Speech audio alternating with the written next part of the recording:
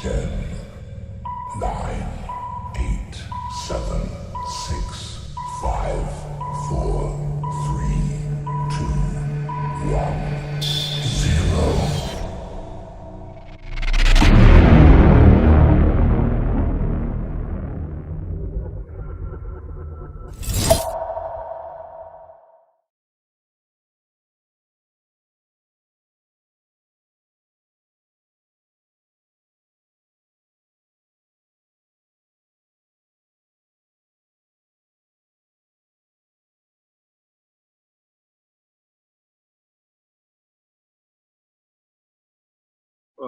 Saudara sekalian, Shalom. Shalom. Pertama-tama terima kasih atas kesempatan yang diberikan untuk saya untuk menyampaikan beberapa hal yang menjadi pergumulan kita akhir-akhir ini, baik bangsa maupun bangsa Indonesia maupun secara global, yaitu bagaimana kita mengatasi pandemi COVID-19 ini dan dampaknya, sekaligus apa yang mesti kita buat ke depan dan apa yang mesti kita pahami secara bersama-sama. Mungkin ada sedikit materi yang bisa mengantar kita untuk diskusi dan kita akan bisa bicarakan ini secara baik gitu.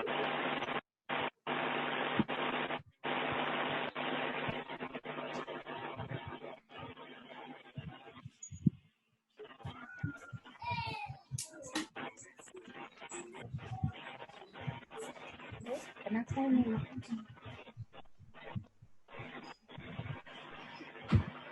Dari pembicaranya, Pak. Presentasi. Ya. Oh, belum di-mute. Disuruh unmute, Pak. Bisa dilihat ya, Panus ya? Panus.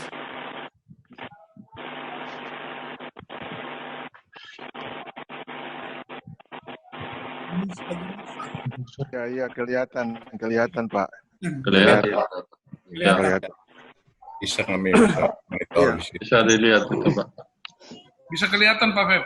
Silakan. Bisa. Ya, terima kasih. Jadi kalau kita tahu persis bahwa saat ini secara global maupun secara Indonesia kita diperhadapkan dengan pandemi COVID ini sendiri. Sorry, ini kurva sebelah kiri sebenarnya belum selesai. Tapi kalau kita lihat bahwa pertambahan kasus positif di Indonesia itu fluktuatif ya. Tapi saya mau ambil contoh apa yang terjadi di DKI Jakarta. Ketika kasus pertama kali itu terkonfirmasi 5 April itu, DKI Jakarta itu memberikan sumbangan kepada kasus nasional itu sekitar 50%. Tetapi setelah dilakukan PSBB, maka sampai tanggal 5 Mei itu DKI Jakarta terjadi penurunan yang cukup signifikan sehingga posisinya menjadi 39% secara nasional. Nah, kita lihat di grafik sebelah kanan, sebetulnya sangat fluktuatif sekali. Kemarin itu positif hampir sekitar 400-500, tapi hari ini itu sekitar 233. Itu fluktuatif turun naik sekali, dan tingkat penyembuhannya semakin baik. Saya mau gambarkan ini secara pertama untuk kita melihat bahwa di sini fakta kita sekarang, bagaimana kita melihat tentang perkembangan pergerakan COVID di Indonesia secara keseluruhan. Nah, oleh sebab itu, dalam hal itu, maka paling tidak ada 3 kebijakan pemerintah yang hendak dilaksanakan atau sementara dilaksanakan maupun akan dilaksanakan. Itu adalah yang pertama, penanganan untuk memutuskan mata rantai COVID. Ini yang sementara dikerjakan dan terus-menerus dalam bentuk PSBB maupun anjuran-anjuran. Dan saya lihat ini peranan gereja sangat besar juga di sini untuk membantu kita dalam proses ini. Seperti ibadah live streaming maupun anjuran-anjuran di gereja dan lain-lain, itu membuat semakin banyak kesadaran masyarakat terhadap proses ini.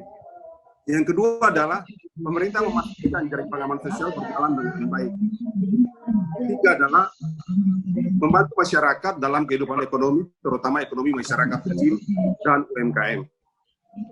Kita lihat di kebijakan pertama, dalam pemutusan mata rantai COVID-19 ini, apa yang dilakukan oleh pemerintah adalah kita harus melakukan tes secara masif. Ini penting sekali. Lalu minta maaf, saya nggak bisa dengar bising gitu. Yang lain bisa mute. Nah, oleh sebab itu, maka akan alat tes PCR maupun swab di seluruh daerah. Banyak sekali partisipasi dari swasta maupun seluruh stakeholder, sehingga alat PCR itu kita sementara masuk kepada produksi sekitar 50.000 per hari. Diharapkan akhir Mei ini bisa sampai di tingkat itu, sehingga kebutuhan alat PCR itu bisa dipenuhi. Yang kedua adalah pelacakan secara agresif terhadap wilayah-wilayah transmisi, terutama transmisi baru di luar Jawa, yang membuat kita punya data terhadap perkembangan kasus itu di DKI maupun Jawa Barat itu semakin menurun karena sudah terkontrol dengan PSBB. Tetapi kita melihat bahwa di daerah-daerah di luar Jawa itu memberikan sumbangan yang cukup besar. Dan ini apa yang terjadi adalah karena terjadi pelacakan yang agresif di wilayah-wilayah transmisi yang kita deteksi gitu. Yang ketiga adalah anjuran untuk melaksanakan isolasi mandiri baik kepada yang positif, ODP maupun PDP. Nah, ini yang nanti saya jelaskan di belakang tentang kebijakan ini dalam PSBB sendiri. Kebijakan yang kedua adalah bagaimana pemerintah menyediakan jaring pengaman sosial. Ada beberapa hal. Yang pertama adalah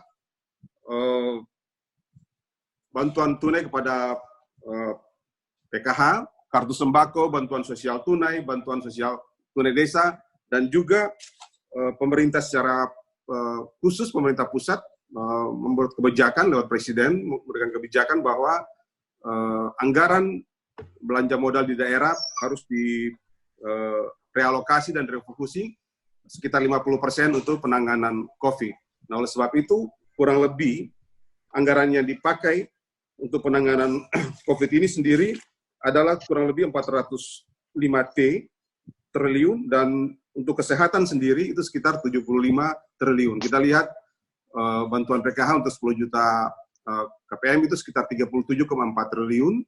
Program sembako itu untuk bantuan non-tunai itu sekitar 43,6 triliun. Bantuan sosial sembako untuk Bodetabek yang berbatasan langsung dengan Jakarta sebagai epicentrum pandemi ini 1,08 triliun, dan bantuan sosial tunai BST itu sekitar 16,2 triliun. Ini di luar bantuan-bantuan yang dari Presiden, yang saya lihat bahwa bantuan Presiden sekarang sudah sampai di Indonesia Timur. Tadi sore kami dapat informasi bahwa sudah sampai di masyarakat, entah itu di Ambon maupun di daerah-daerah di timur sudah sampai, dan Presiden sudah instruksikan untuk minggu ini mestinya semua secara nasional sudah mendapat bantuan dari Presiden. Yang berikut adalah pasca pandemi ini pasti banyak sekali masyarakat yang punya permasalahan terhadap ekonomi sendiri, dan itu sudah terjadi sekarang ini. Oleh sebab itu, paling tidak ada 5 skema yang pemerintah siapkan untuk proses mitigasi recovery ekonomi. Yang pertama adalah kepada pelaku usaha kecil dan menengah yang masuk kategori miskin dan rentan terdampak COVID-19.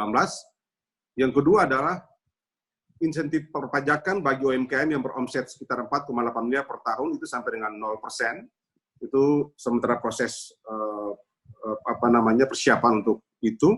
Yang ketiga adalah bahwa relaksasi dan restrukturisasi kredit UMKM, sehingga usaha-usaha kecil dan menengah ini tidak langsung drop, tetapi ada relaksasi dan restrukturisasi kredit sehingga proses itu mereka bisa bertahan dalam ekonomi kita yang sementara menurun. Sampai saat ini kami dapat laporan bahwa pertumbuhan kita sekitar 2,80%.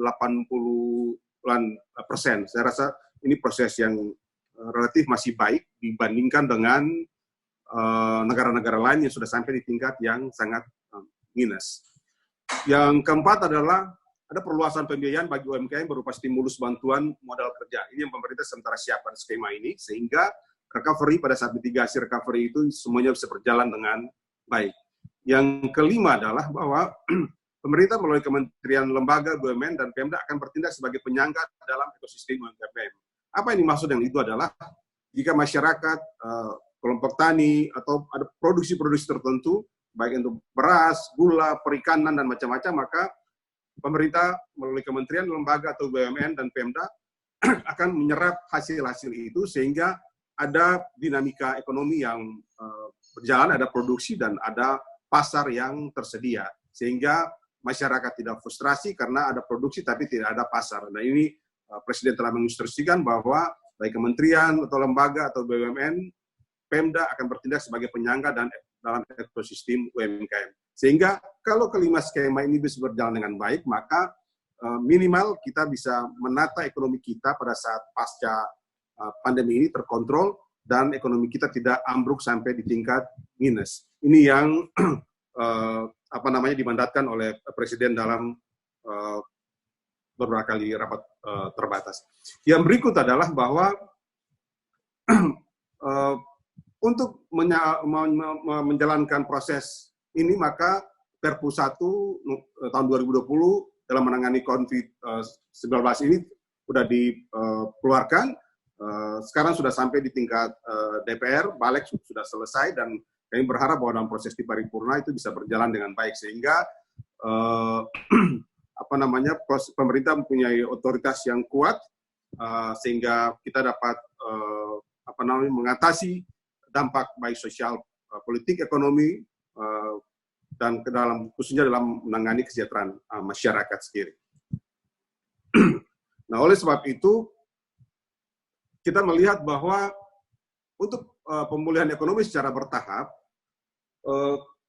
yang saya mau katakan bahwa ada banyak pemahaman yang keliru terhadap apa yang disampaikan oleh Presiden tentang kita harus berdamai dengan COVID ini.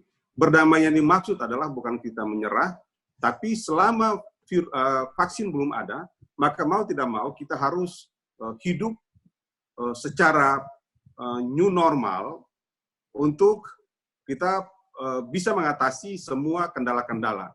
Apa yang dimaksud dengan itu adalah bahwa kita tetap harus hidup disiplin sesuai dengan protokol kesehatan, sehingga kehidupan kita tidak stagnan, tetapi kita bisa melakukan perbaikan-perbaikan sekaligus adaptasi terhadap COVID ini sendiri. Oleh sebab itu, masih dalam rancangan, diharapkan pada awal Juni itu ada pelonggaran terhadap industri dan jasa bisnis dapat beroperasi secara social distancing, persyaratan kesehatan dan jaga jarak itu tetap harus ada. Toko, pasar, dan mal belum boleh beroperasi, kecuali untuk toko penjual masker dan fasilitas kesehatan. Sektor kesehatan full beroperasi dengan memperhatikan kapasitas sistem kesehatan. Ini penting sekali. Kegiatan lain-lain selain outdoor dilarang berkumpul ramai maksimal 2 orang dalam suatu ruangan, belum diperbolehkan olahraga outdoor. Yang kedua, di fase kedua adalah kita berharap pada minggu kedua Juni dalam rancangan diperbolehkan pembukaan toko-toko tanpa diskriminasi, sektor protokol baru ketat, peraturan pekerjaan diatur dengan baik, melayani konsumen, tidak diperbolehkan toko salam dalam keadaan ramai. Yang berikut adalah kegiatan lain selain outdoor, dilarang berkumpul ramai maksimal 2 orang dalam satu ruangan, belum diperbolehkan olahraga outdoor. Pada fase ketiga, diharapkan pada minggu ketiga Juni, sektor kebudayaan bisa dibuka dengan tiket yang bukan tiket fisik tapi online dan jaga jarak. Sektor pendidikan, pembukaan sekolah, namun dengan sistem shift sesuai dengan jumlah kelas. Kegiatan lain-lain olahraga outdoor diperbolehkan dengan protokol yang sangat ketat. Nah, seterusnya sampai dengan akhir Juli, awal Juli, itu kita berharap bahwa di fase ini, fase keempat ini, pembukaan secara bertahap, baik restoran, kafe, bar, gym, dan macam-macam itu bisa dibuka dengan protokol yang sangat ketat sekali. Kegiatan outdoor lebih dari 10 orang, traveling keluar kota dengan pembatasan jumlah penerbangan, kegiatan ibadah, masjid, gereja, pura, wihara, dengan jumlah yang dibatasi, kegiatan berskala masif masih terus dibatasi. Nah, dalam kebijakan ini, pelonggaran ini, jika dari satu fase, dari fase pertama ke fase kedua, pemerintah sangat hati-hati. Jika terkonfirmasi tidak bertambah, maka dia akan bergeser ke fase kedua. Tetapi kalau kita tidak disiplin dan orang ODP semakin tinggi, maka kita kembali ke pengetatan, kembali ke fase pertama. Demikian juga kalau kita lolos ke fase kedua, jika kita tidak disiplin, maka kita akan tetap kembali ke fase 1 untuk buat pengetatan. Tapi kalau kita bisa adaptasi dengan new normal ini, maka kita bisa masuk dari fase 1 ke fase yang lain. Dan kita berharap bahwa akhir Juli atau awal Agustus diharapkan sudah membuka seluruh kegiatan ekonomi dengan protokol kesehatan yang sangat ketat dan apa disebut dengan new normal, bahwa kita berdamai dalam pengertian bahwa kita membuat adaptasi dengan sistem-sistem baru sebelum vaksin ditemukan, sehingga kita bisa melakukan aktivitas dengan baik dalam skala yang kecil maupun skala yang menengah, dengan terkontrol, dengan protokol kesehatan yang sangat ketat sekali.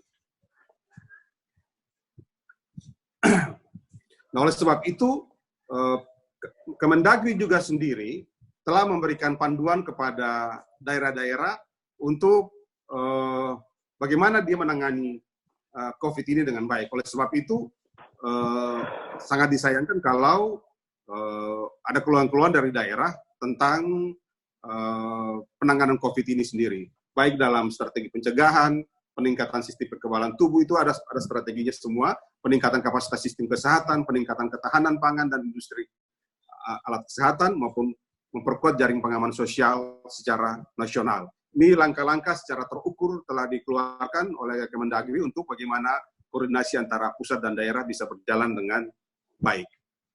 Nah, oleh sebab itu saya mengakhiri ini, ada beberapa hal yang disampaikan oleh Presiden. Yang pertama adalah pemerintah terus berupaya keras agar pandemi COVID ini segera menurun.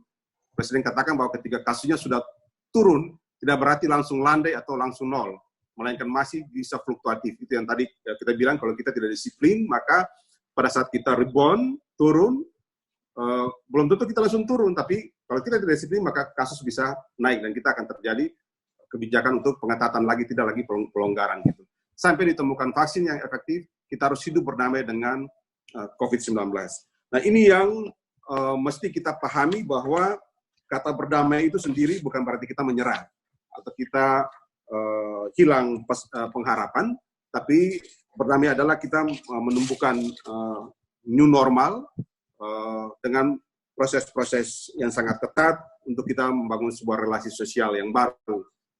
Tetap pakai masker, tidak bisa bersalaman, orang berkumpul terbatas, dan baik di dalam katakanlah dan transportasi umum, bis atau pesawat atau kereta, itu hanya mampu atau dibolehkan untuk memuat penumpangnya hanya 50% atau 30-50%, tidak boleh lebih. Jadi itu yang penting. Kata kuncinya adalah pengendalian dan pembatasan, bukan pelarangan. Jadi PSBB sendiri itu bukan melarang, tapi membatasi dan mengendalikan. Dan pemerintah sangat serius. Karena apa?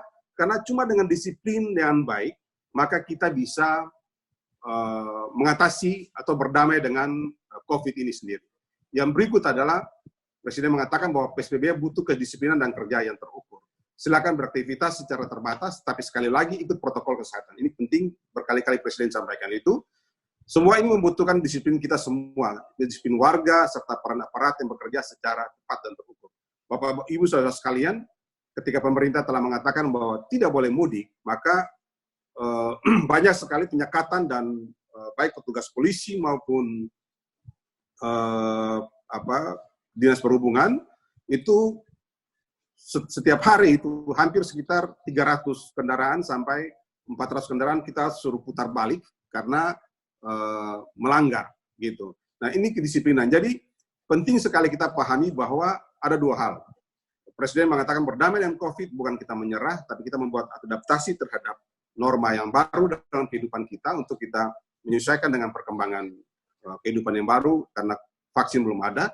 Yang berikut adalah PSBB itu mempersyaratkan disiplin dan kerja terukur. Kalau kita tidak disiplin, maka COVID ini kita tidak bisa halangi. Pasti fluktuasi naik akan semakin tinggi. Kenapa? Karena di dalam PSBB sendiri, kenapa kita memilih PSBB? Kenapa kita tidak memilih lockdown?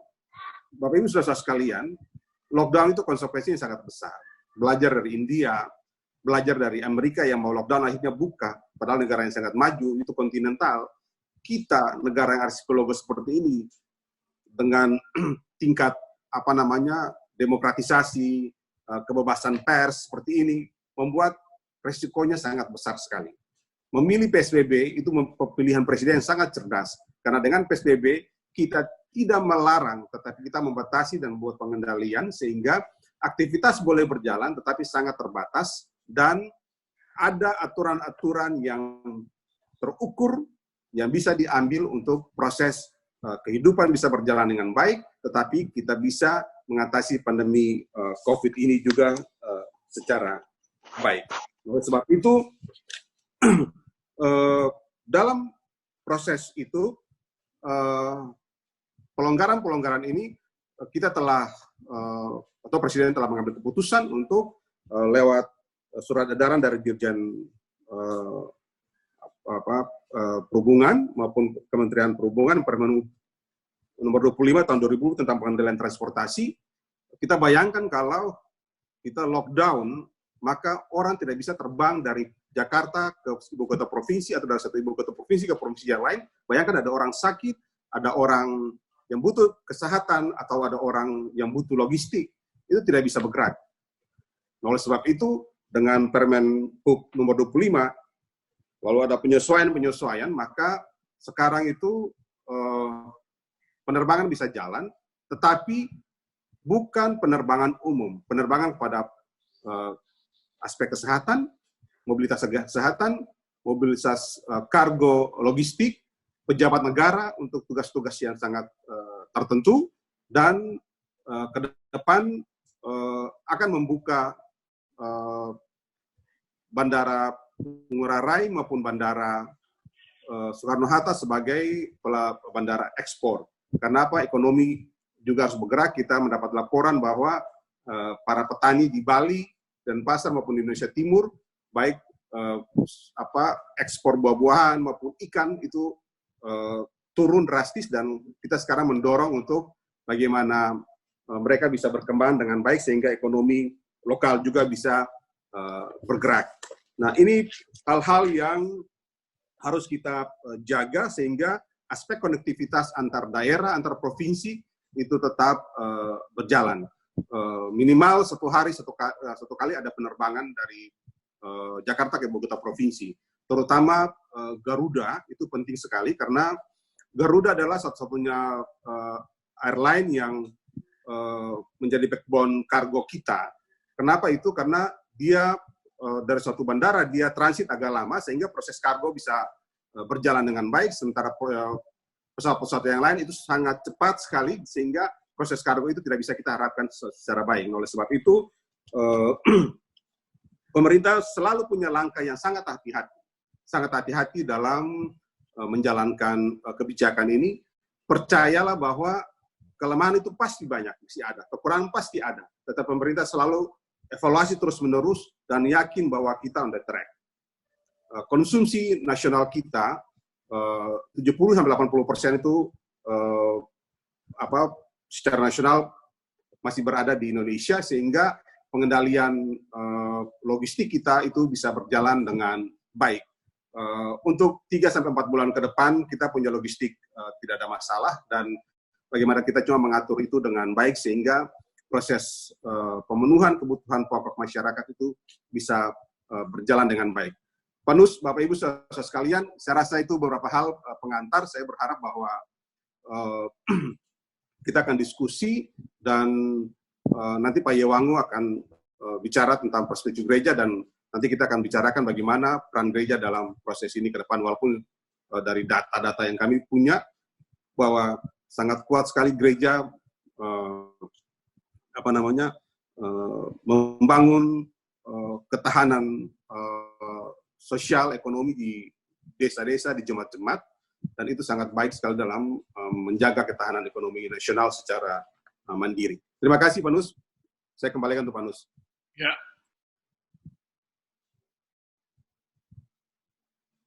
Makasih.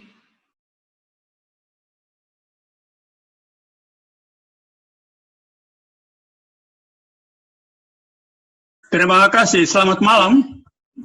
Malam, Pak. Selamat malam juga Pak Febri. Terima kasih atas Malam, Pak. Ya, Pak. Selamat malam. penjelasan pemerintah itu. Saya kira penjelasan resmi itu. Dan saya kira kita committed untuk mendukung apapun yang yang menjadi kebijakan pemerintah. Saya kira bukan waktunya lagi sekarang untuk saling berbala-bala, apalagi meramaikan medsos yang sama sekali tidak produktif, saya kira. Nah, saya diminta untuk menyampaikan topik yang diberi judul menakar pandemi COVID-19 dari kacamata teologi. Saya kira tidak perlu saya uraikan lagi betapa luasnya pandemi ini mengancam dunia kita. Kendati konon kabarnya yang menjadi korban itu baru atau hanya sekitar 2-3%. Artinya yang dimaksudkan yang meninggal dunia. Tapi kendati begitu, atau orang katakan juga bahwa yang meninggal flu atau apa itu jauh lebih besar. Tapi menurut saya tetap harus menjadi bahan keprihatinan bersama, karena siapa yang mau secara sukarela masuk dalam 2-3% itu, tentu nggak ada orang yang mau menjadi tumbal. Dan karena itu kewaspadaan itu tetap merupakan kewajiban ya dari semua orang, dari umur berapapun ya sampai tua, mulai dari anak-anak sampai tua. Nah, kita sudah mendengarkan begitu banyak reaksi, respons dari berbagai orang dengan berbagai pendidikan, latar belakang pendidikan dan seterusnya. Nah, karena tugas saya adalah menyangkut teologi, maka saya terutama menyoroti respons dari para pemimpin agama. Jadi kita melihat bahwa hampir semua pemimpin agama apapun memberi respons. Kita lihat misalnya saja di Indonesia, ada pemimpin agama yang melihatnya ini sebagai laskar Allah, ya, untuk menyerang orang kafir. Itu dikemukakan jauh sebelum atau dikemukakan ketika virus itu menyerang Wuhan waktu itu. Tapi kemudian tidak lagi.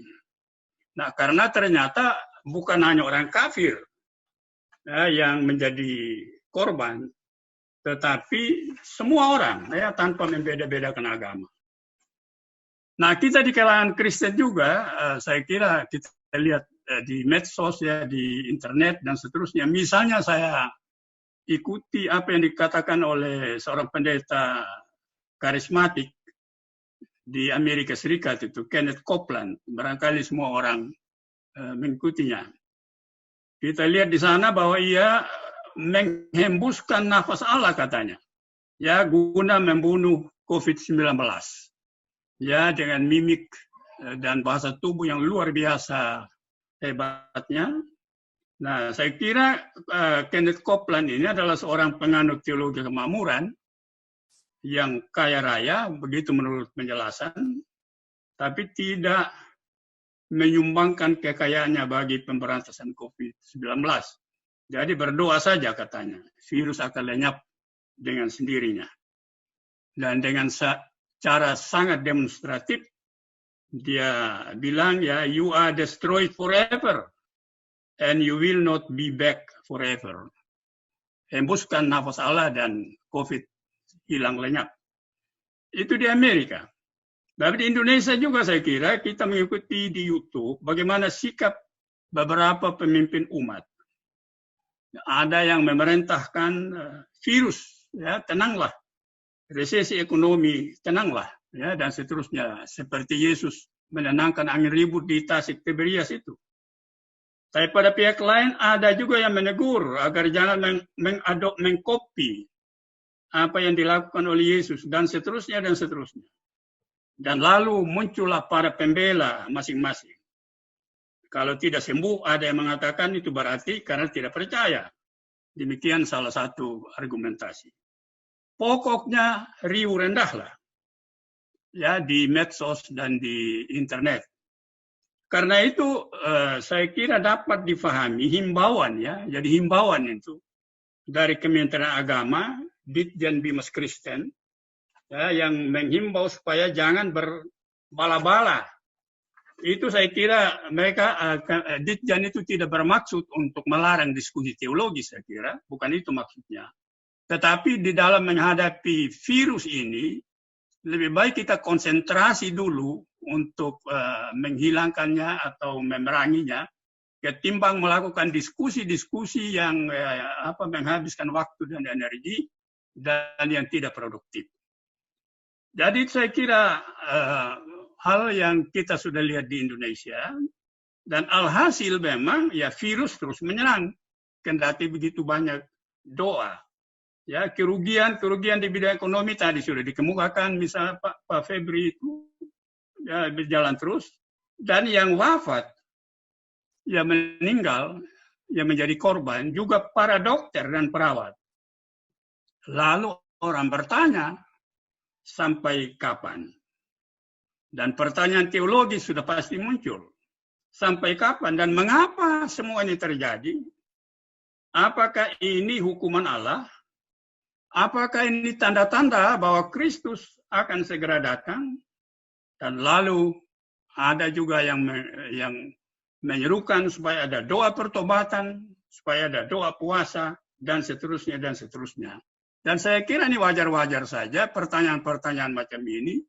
Dan saya kira juga wajar saja kalau ada reaksi atau ada aksi-aksi ya untuk berdoa dan sebagainya. Apakah itu namanya doa pertobatan atau doa apapun. Tapi yang kita harus camkan di sini menurut saya bahwa wabah seperti ini itu bukan sesuatu yang baru ya di dalam sejarah dari dunia ini. Ya, kita boleh catat di sini misalnya pada tahun 1918 itu ada yang disebut flu Spanyol pada waktu itu. Dan kalau tidak salah korbannya itu 50 juta jiwa yang meninggal. Kemudian ada juga penyakit pes ya, yang dibawa atau yang dibawa oleh tikus itu. Lalu pernah juga terjadi gempa Lisabon. Ya, kalau tidak salah pada abad ke-17. Itu sangat mengoncang dan seterusnya dan seterusnya. Pertanyaan teologis, mengapa? Ya, atau dari mana? Ya, malapetaka itu. Bahasa Latinnya itu unde malum. Dan ini pertanyaan-pertanyaan yang sangat klasik, ya, tetapi yang terus-menerus muncul secara baru, ya, ketika ada malapetaka macam ini. Dari manakah semua penderitaan dan malapetaka ini Tuhan? Apakah ini dari iblis dan Tuhan mengizinkan? Misalnya seperti dalam cerita Ayub dan seterusnya. Bukankah Allah itu maha kasih dan bukankah Allah itu maha kuasa? Dan muncullah di sini pertanyaan teodise, ya, teodise.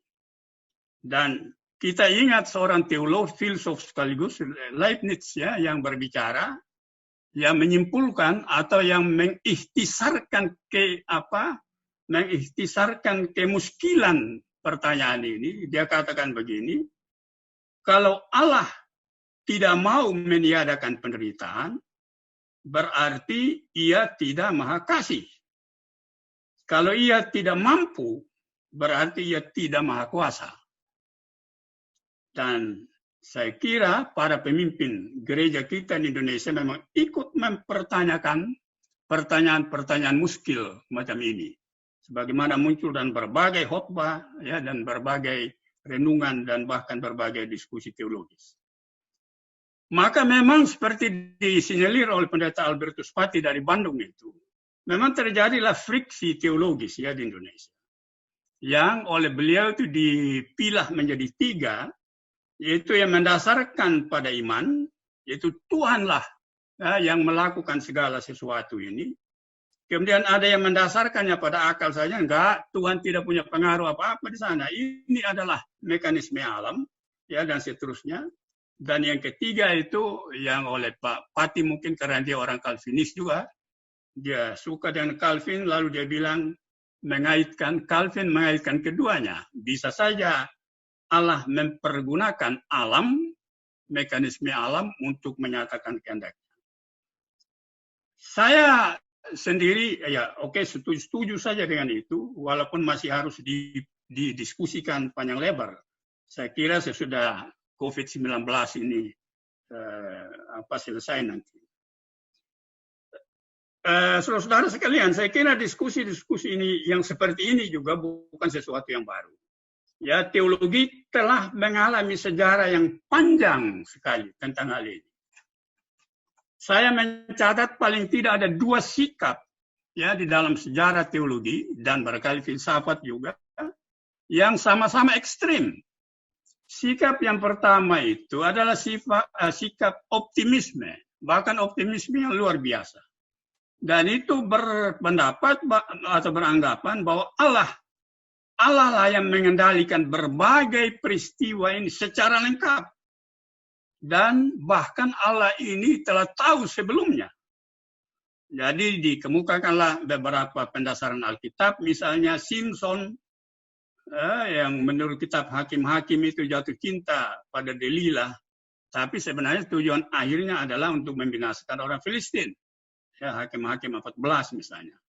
Atau peristiwa Yusuf di Mesir, ya, yang dijual oleh saudara-saudaranya. Tetapi kemudian ternyata bahwa itu adalah rencana Allah. Jadi Allah sudah tahu lebih dulu, ya, menurut kitab Kejadian. Tapi dalam berbagai tulisan klasik, faham ini terlihat dengan jelas. Misalnya saja saya kutip di sini tulisan dari ada seorang yang bernama Alphonsus Rodriguez, ya, dalam bukunya Treatise on Conformity to the Will of God, dan itu sudah merupakan buku klasik sekali dari tahun 1609. Kutipannya, saya kutip di sini menurut yang dirumuskan oleh Profesor Gates, ya, Allah itu adalah penguasa terulung yang mengontrol segala sesuatu. Beberapa dari pemain secara sadar membantu rencananya. Yang lainnya berusaha menghindarinya. Apapun yang para pemain, artinya para agen ya, yang bersifat terbatas ini mainkan, rencana Allah akan dilaksanakan. Allah tidak bisa dibuat kagum atau dirintangi atau ditipu atau dikecewakan. Tetapi semuanya itu adalah demi kebaikan. Jadi kalaupun terlihat sebagai malapetaka, pada akhirnya toh akan baik. Jadi sikap yang saya kira sangat optimistik. Tetapi tentu saja sikap yang sangat optimistik ini tentu dikritik. Misalnya saja kritik itu muncul dari seorang yang bernama Voltaire. Ya. Kita kenal siapa dia dalam masa-masa revolusi Prancis dulu. Dan itu tidak disetujui. Ya. Dan seorang penulis lain, ya, yang saya tidak ingat lagi namanya sekarang, mengatakan semakin pandangan kita terhadap realitas merangkul semuanya, artinya semuanya tadi yang begitu optimistik itu, maka makin kurang kejahatan atau evil yang kita lihat. Implikasinya, kalau pandangan kita pada akhirnya merangkul semuanya, maka kita tidak melihat kejahatan lagi sama sekali. Jadi dia mengambil analogi seperti berikut. Misalnya kalau kita melihat permadani, ya permadani kita tahu itu ya itu tergantung lihat dari mana. Ya, kalau lihat dari belakang nggak beraturan sama sekali. Tapi kalau lihat dari depan ada keteraturan. Atau juga ada perbedaan antara melihat dari jauh dan melihat dari dekat. Jadi kira-kira begitu pandangan ini. Nah, keberatan terhadap pandangan yang sangat optimistik ini adalah pertama itu adanya sikap tidak bertanggung jawab. Karena toh semuanya itu ada dalam rencana Allah, biar saja semuanya itu terjadi. Ya, semuanya itu adalah kehendak Tuhan. Ada yang mati karena virus, oh tidak apa-apa. Itu kan kehendak Tuhan, biar saja. Ini sangat tidak bertanggung jawab. Dan yang berikut, pandangan ini juga tidak pas ya dengan adanya yang disebut itu kejahatan moral, ya moral evil. Karena Tuhan sudah menghendakinya, maka secara deduktif orang berpendapat bahwa memang tidak ada manusia yang secara formal berdosa. Jadi kalau orang korupsi, ya korupsi terus saja. Ya, bukankah Tuhan juga sudah kehendaki? Jadi sama sekali tidak ada kritik ya terhadap moral evil atau kejahatan moral. Itu tadi sikap optimisme yang sangat ekstrim. Nah, di sebelah lain ada sikap pesimisme yang juga sangat ekstrim juga. Menurut sikap ini, tidak ada pola yang inherent atau desain di dalam alam semesta. Jadi misalnya seorang filsuf dan teologi Somerset Maugham namanya, dan dia menulis buku yang berjudul Of Human Being, tidak ada makna alam, tidak ada makna dalam hidup, dalam kehidupan manusia. Manusia di dalam hidupnya tidak punya tujuan. Kehidupan adalah tidak bermakna dan kematian adalah tanpa konsekuensi. Dan kegagalan itu tidak, kegagalan kata dia tidak penting. Dan sukses juga tidak berarti apapun. Ini sangat pesimistik. Jadi hampir mengarah kepada apa yang disebut nihilisme juga. Itu orang pertama yang saya kutip di sini. Orang kedua, filsuf juga, Bertrand Russell, saya kira kita kenal orang ini. Dia bukunya sangat terkenal, itu Why I Am Not a Christian. Dan dia katakan begini, manusia itu adalah produk dari sebab-sebab yang tidak punya tujuan. Bahwa asal-usul pertumbuhan, pengharapan, dan ketakutan hanya akibat dari pertabrakan-pertabrakan yang kebetulan dari atom-atom. Bahwa segala kerja kita yang berabad-abad, semua devosi kita, semua inspirasi, semua kecemerlangan, kejeniusan memang ditujukan untuk pembinasaan. Pembinasaan ketika sistem matahari kita nanti telah mati. Bahwa semua kuil pencapaian manusia, mau tidak mau, harus dikuburkan di bawah reruntuhan alam semesta yang sudah menjadi puing. Pendeknya, alam semesta ini menurut dia itu secara inherent bersifat destruktif, bersifat fitnah, ganas, jahat, dan ingin membalas dendam. Pokoknya jahatlah. Jadi kalau kita terapkan ke COVID-19, ini adalah dalam rangka pembalasan dendam oleh alam atau apapun. Jadi apa kita? Apa memilih optimisme atau pesimisme? Saya kira tidak perlu harus begitu. Kita harus juga melihat, saya kira ada dasar-dasar yang harus kita lihat, tidak usah harus ekstrim ke sana dan ke situ. Nah, sekarang pertanyaannya, apakah COVID-19 itu adalah tanda kedatangan anti Kristus? Dan itu sangat ramai juga di medsos. Memang ada yang berpendapat begitu, ya, itu yang disebut kaum illuminated, ya. Dan mereka sangat gemar dengan Wahyu pasal 13 ayat 16 dan 17 itu. Saya kutip di sini Wahyu itu, sehingga kepada semua orang, kecil atau besar, kaya atau miskin, merdeka atau hamba, diberi tanda pada tangan kanannya atau pada dahinya. Dan tidak seorang pun yang dapat membeli atau menjual selain daripada mereka yang memakai tanda itu atau bilangan masing-masing. Nah, lalu Dan angka 666 di sini menjadi perhatian mereka. Saya kira ini adalah contoh dari apa yang saya sebut itu cocokologi, ya, mencocok-cocokkan apa yang ada di dalam kitab Alkitab dengan apa yang sedang terjadi sekarang. Sehingga pertanyaan kita sekarang secara teologis juga saya kira, apakah kitab Wahyu itu adalah kitab nubuat atau sebenarnya dia semacam surat pastoral? Apakah itu masih akan terjadi atau justru sudah terjadi di era para kaisar dan khususnya ini Kaisar Domitianus pada waktu itu? Apakah angka 666 itu masih harus diterapkan kepada seseorang atau siapapun yang akan datang yang disebut sebagai antikristus dan seterusnya? Lalu mereka menyampaikan pandangan ini yang saya ikuti juga, bahwa Senat Amerika Serikat telah mengesahkan rancangan Undang-Undang Kesehatan Obama.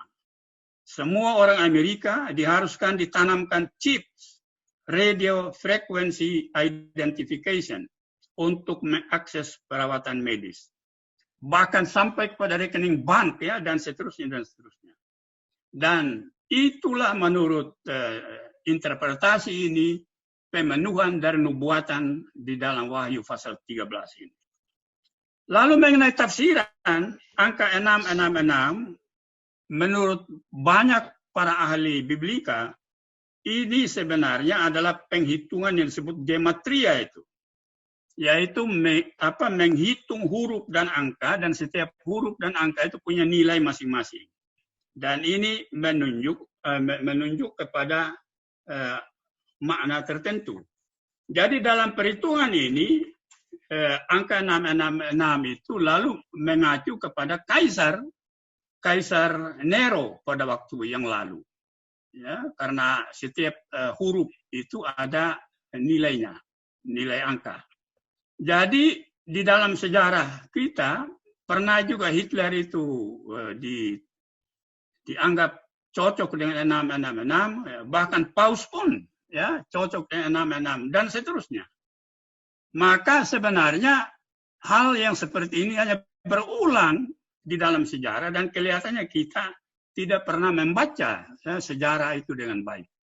Nah, apa makna dari kitab Wahyu untuk kita sekarang sebenarnya? Kalau menurut saya ini bukan kitab nubuatan, tapi melalui cerita-cerita yang dikemukakan kepada kita dalam kitab Wahyu, kita selalu memperoleh teladan atau contoh bahwa sama seperti jemaat-jemaat yang pertama, yang surat itu ditujukan kepada 7 jemaat, ya, maka kita pun di dalam mengalami hal yang sama, pasti juga akan mengalami hal-hal seperti itu. Jadi dalam menghadapi wabah seperti ini, saya kira memang tidak perlu panik, tapi kita tetap waspada. Ya, pada akhirnya saya mengingatkan kembali ya, kepada tema Sidang Raya ke-17 Persekutuan Gereja-Gereja di Indonesia. Aku adalah yang awal dan yang akhir, Alfa dan Omega. Ini berarti bahwa Kristus itu adalah penguasa sejarah yang sudah terjadi dan yang akan datang. Dan di dalam kita menghadapi virus macam ini, tentu kita tetap percaya bahwa Kristus itu adalah Alfa dan Omega. Dan itu tidak berarti lalu kita diam saja, tetapi kita tetap harus juga berusaha ya untuk kita tidak tertular dan untuk membatasi penularan dari virus yang sangat berbahaya. Demikian Pak, Ibu-ibu, Bapak-bapak, Saudara-saudara, beberapa hal yang saya sampaikan dan barangkali baguslah nanti kalau kita berdiskusi. Terima kasih. Selamat malam. Baik, terima kasih Pak Yawangu.